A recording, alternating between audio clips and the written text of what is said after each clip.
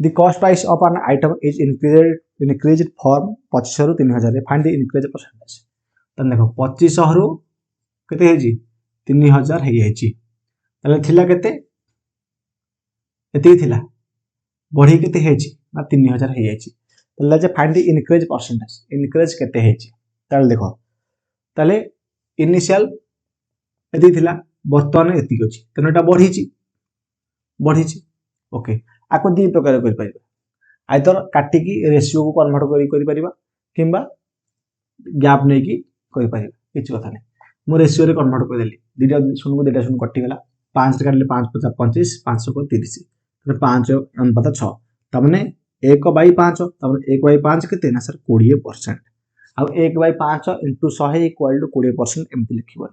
मन हैला 20% कोटा अछि ऑप्शन बी रो अछि ऑप्शन बी हे जो राइट आंसर।